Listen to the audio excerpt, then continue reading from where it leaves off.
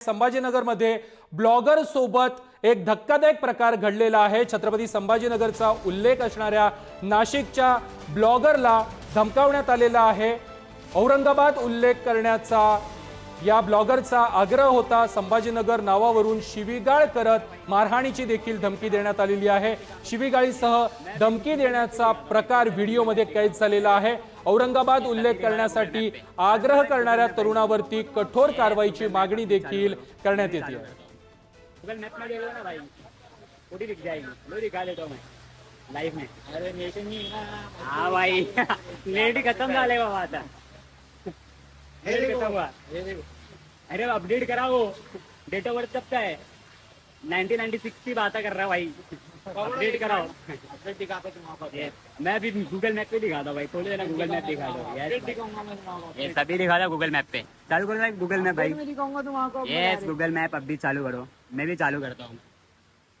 औरंगाबाद नावाचाच उल्लेख करावा अशा स्वरूपाचा आग्रह देखील संभाजीनगरमध्ये धरण्यात आला आणि त्यावरनं वाद देखील निर्माण झाला। या सगळ्या पार्श्वभूमीवर ब्लॉगर आपल्यासोबत आहे, त्याच्याशी आपण सविस्तर बोलणार आहोत।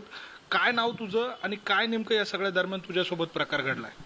माझं नाव राजकुमार प्रसाद आहे आणि जेव्हा मी चालला होता आपल्या संभाजीनगरला तेव्हा 2-3 घडला माझ्यासोबत। एक होता पहिला अजेंठा आणि दुसरा फुलंबडी, दोघं मोठा आहे। आणि पहला मी ऐसा ब्लॉग काढत होता तेव्हा कि अभी यहाँ से मुझे 12 किलोमीटर और जाना है छत्रपती संभाजीनगर होऊन कृष्णेश्वर ज्योतिर्लिंग। तेव्हा 4-5 लोक आला आणि बोललं की कुठे जायचं आहे? म्हटलं छत्रपती संभाजीनगरला जायचं आहे। तो बोलला नाही, तो छत्रपती संभाजीनगर नाही आहे, तो औरंगाबाद आहे। मी म्हटलं नाही, तो छत्रपती संभाजीनगर आहे। मग नंतर तो म्हटलं की कुठे आहे छत्रपती संभाजीनगर? मी बोलला की मग औरंगाबाद कुठे आहे?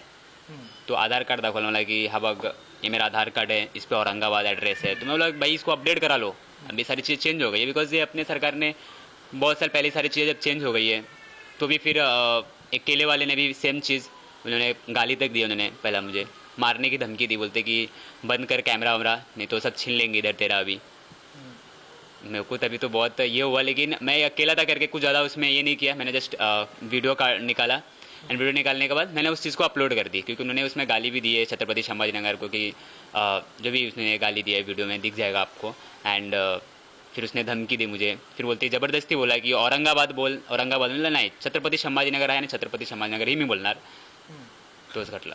या सगळ्या दरम्यान त्यांची मानसिकता नेमकी काय होती? औरंगाबाद हेच नामाचा उल्लेख करावा का ते आग्रह धरत होते? काय त्यामागचं कारण वाटलं आपल्याला? मग असं मी था, मतलब उसको ऐसा है कि औरंगाबाद है, मतलब उनको कुछ तो हेट नफरत फैलाना हो जो भी हो। मैं को मतलब ये इतना है कि बहुत ही ये लगा कि मतलब कि नहीं, जब ये चीज़ें सारी चीज़ें चेंज हो गई है तो फिर नहीं होना चाहिए, क्योंकि वो नफरत ही फैला रहे एक तरीके से। अभी मैं जब भी निकला था तभी भी मैं बोला था मेरे साथ भी कुछ ऊपर नीचे होगा। पिछले 2 महीने में कभी भी नहीं हुए थे। ये पहला इंसिडेंट हुआ जब मैं छत्रपति संभाजीनगर के लिए आ रहा था, तभी 3 जगह जो हुआ।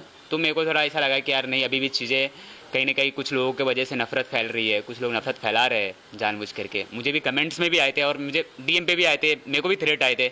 एक और थ्रेट से अहिल्यानगर को लेकर के, जो अहमदनगर से अहिल्यानगर कर दिया गया। अभी उसमें भी मुझे कमेंट्स आए कि मतलब मैसेज आए कि उधर आएगा तो बहुत मारेगा करके। बट देखते हैं, अभी मैं इस चीज़ को रिवील नहीं करूँगा, ना ही नाम रिवील करूँगा, क्योंकि अभी उसने मैसेज किया है तो मैं फेक चीज़ों पर ज़्यादा बिलीव नहीं करना चाहता हूँ। अगर मेरे आंखों के सामने होएगा तो मैं ज़रूर इस चीज़ को आगे लाऊंगा।